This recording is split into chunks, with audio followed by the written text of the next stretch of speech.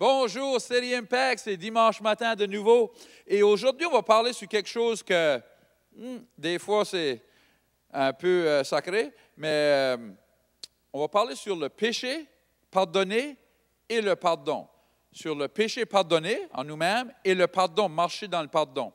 Alors, c'est très important qu'on comprenne ces choses parce qu'on a beaucoup de monde qui disent beaucoup de choses. Oh, on peut vivre comme qu'on veut, c'est pas différent, c'est tout pardonné. Ou on est toujours en train de penser à nos péchés, puis là, on a fait des mauvaises choses. Puis, alors, il faut qu'il y ait une balance dans ça. Dans Hébreux 9 et 7, ça dit ceci, ça dit « Et dans le second, le souverain sacrificateur seul entre une fois par an, non sans y porter du sang qu'il offre pour lui-même et pour les péchés du peuple. » Et si on étudie ça, c'est les péchés du peuple qui sont faits dans l'ignorance ou sans savoir que c'était péché.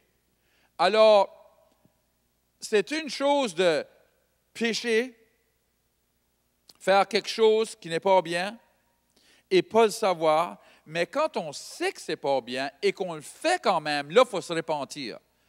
Alors, il y a une différence entre les deux. Et quand on choisit de pécher, c'est une chose du cœur. Alors, Dieu, il regarde le cœur. C'est tout à propos du cœur avec Dieu. C'est qu'est-ce qu'est ton cœur?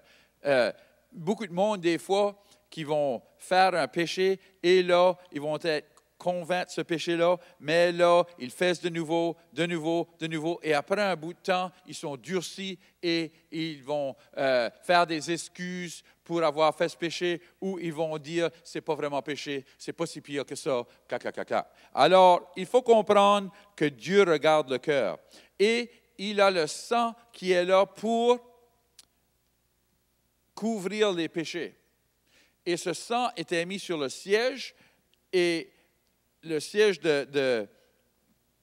qui est au ciel, par Jésus, c'est sûr que là, c'était un siège sur la terre, qu'on mettait le sang dessus, mais ce siège-là, c'est le siège qui dit, j'ai payé pour les péchés. Il parle pour nous. Il est là pour parler pour nous et nous défendre de l'ennemi. Mais ici, on va dans Lévitique 16, ça va parler que le saint sacrificateur, ils amenaient on va le lire, 2 boucs. Ça dit, il égorgea le bouc. Je vais expliquer. Là. Il y avait 2 boucs, puis il y en avait un, les 2 étaient un. Les 2 représentaient le sacrifice de Jésus-Christ et qu'est-ce que Jésus allait faire. Un représente le Jésus physique qui allait mourir, être tué, il allait saigner pour nous. L'autre représente son esprit qui a été lâché, qui est sorti de lui quand il est mort et qui a pris nos péchés et amené nos péchés à l'enfer. Alors, tout dans l'Ancien Testament, c'était comme un nombre des choses à venir. Alors, on voit ici, Lévitique 16, 15. Il égorgea le bouc expiatoire pour le peuple, et il emportera le sang au-delà du voile. Il fera avec ce sang comme il l'a fait avec le sang du taureau. Il en fera l'aspersion sur la propitiation, sur le propriatoire et devant le propriatoire. Alors, il emmenait ce sang-là pour nous. Mais regardez, le deuxième bouc, Aaron posera ses 2 mains sur la tête du bouc vivant et il confessera sur lui toutes les iniquités des enfants d'Israël et toutes les transgressions par lesquelles ils ont péché. Il les mettra sur la tête du bouc, puis il le chassera dans le désert à l'aide d'un homme qui aura cette charge. Le bouc emportera sur lui toute leur iniquité dans une terre désolée. Il sera chassé dans le désert. Alors, il prenait, non seulement qu'il mettait ses mains dessus, puis il prononçait ça, mais ils écrivaient sur le bouc « péché ». Et là, le peuple était là et il voyait qu'il prononçait les péchés sur le bouc et le laissait aller et il courait jusqu'à ce qu'on ne peut plus le voir du tout, qu'il était parti dans le désert, jamais à être vu de nouveau. Alors, ça représentait nos péchés que Jésus a apportés avec lui, il les a amenés, on ne les verra jamais de nouveau. Et Dieu ne regarde jamais à nos péchés de nouveau. Alors, nos péchés sont oubliés, ils sont effacés, ils sont sous le sang, ils sont amenés par Jésus, gloire à Dieu, pour nous. Alors, on ne devrait jamais être attaqué avec les péchés du passé. Si vous êtes né à nouveau, si vous avez donné votre vie à Jésus, vous avez repenti, alors vos péchés sont pardonnés. Mais si vous faites ces péchés de nouveau, alors là, il faut repentir de nouveau. Ça fait qu'il y a beaucoup de monde qui croient qu'une fois que c'est pardonné, je peux faire qu'est-ce que je veux parce que là, je marche dans le pardon. Jésus n'est pas venu pour qu'on puisse vivre une vie de péché. Au contraire, il est venu pour qu'on puisse surmonter le péché et vivre sans le péché dans notre vie, gloire à Dieu. Qu'on peut être vainqueur du péché sous lui à travers son sang. Alors, c'est important qu'on comprenne ceci. C'était chaque année qu'il faisait ça, mais nous, c'est fait une fois avec Jésus. Et on peut, à n'importe quel temps, aller à Jésus et demander pardon pour nos péchés. Et il nous pardonne chaque fois. Mais il faut repentir. Alors, je ne demande pas juste pardon parce que j'ai été pris dans le péché. Je demande pardon, mais je change ma vie. Et il y a si tant de monde qui sont là et qui vivent une vie de condamnation à cause des péchés du passé. Je n'étais pas une bonne mère, je n'étais pas un bon père, je n'étais pas une bonne personne, je n'étais pas ceci. Mais si vous avez demandé pardon que c'est fini, alors c'est fini. Vous ne pouvez pas changer le passé, mais vous pouvez changer le futur. Si vous n'avez pas été une bonne mère, mais soyez une bonne mère maintenant, vos enfants. Vous avez demandé pardon et la bonté que vous allez montrer, ça va amener le cœur à vos enfants de nouveau à vous. Ils vont oublier le passé. Alors, c'est très important qu'on comprenne ça. Laissez pas l'ennemi vous sauter dessus à cause de votre passé. Dieu dit, c'est pardonné, c'est fini. Et on devrait, c'est sûr que je ne suis pas fier moi-même des choses que j'ai faites dans le passé, mais je ne peux pas changer le passé. Mais je vais vous dire quelque chose, les choses que je ne suis pas fier que j'ai faites dans le passé, je ne les fais pas maintenant. Je ne suis pas la même personne. Pourquoi? Parce que j'ai demandé pardon pour ces choses-là et je continue à être de meilleur en meilleur en meilleur envers lui, d'être une meilleure personne, gloire à Dieu. Alors, c'est drôle parce que les choses que j'ai faites dans le passé, des fois, je partageais ces choses-là. Mes enfants sont comme... Ils ne peuvent pas croire que leur père faisait ces choses-là. Des fois, je leur montre des portraits de moi ce temps-là, puis ils sont comme « Oh! » Wow! Ce n'est pas la même personne qu'on connaît maintenant. Pourquoi? Parce que j'ai changé. J'ai si tant changé qu'ils ne reconnaissent pas cette personne-là comme leur père. Ça devrait être de même que notre vie est. Et souvent, on ne comprend pas le pardon et comment ça marche. Et à cause de ça, on ne pardonne pas les autres. Dans Matthieu 6 et 12, dans Matthieu 6, on parle de, vous savez, la prière de notre Père qui est aux cieux, que ton nom soit sanctifié, que ton règne vienne, que ta volonté soit faite sur la terre comme au ciel. Mais verset 12, pardonne-nous nos offenses, comme nous aussi nous pardonnons à ceux qui nous ont offensés. Alors, pardonne-moi comme que je pardonne les autres. Pouf! Hey, ça peut cogner dur, ça.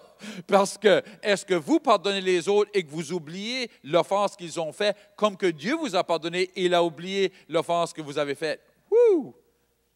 Mais plus que ça encore, parce que des fois, c'est plus aisé à pardonner telle personne que d'autres, et souvent, la personne la plus dure à pardonner, c'est nous-mêmes. Et c'est là qu'on va aller un peu ce matin. Je vous ai dit, ça va être un peu différent ce matin. Vous savez que ce n'est pas seulement les autres que vous devez pardonner. Vous devez vous pardonner. Vous êtes une personne, vous aussi. Alors, vous devez vous pardonner, vous aussi. Si Dieu vous a pardonné, pourquoi que vous ne vous pardonnez pas de votre passé?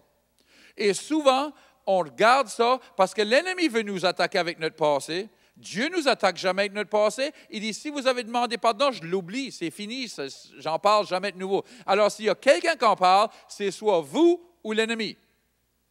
Alors, vous devez décider, est-ce que vous allez être pardonné comme que Jésus vous a pardonné? Est-ce que vous pardonnez vous-même comme Jésus vous a pardonné? Si vous pardonnez vous-même comme Jésus vous a pardonné, vous allez arrêter de vivre dans le passé et vous allez vivre dans aujourd'hui et le futur.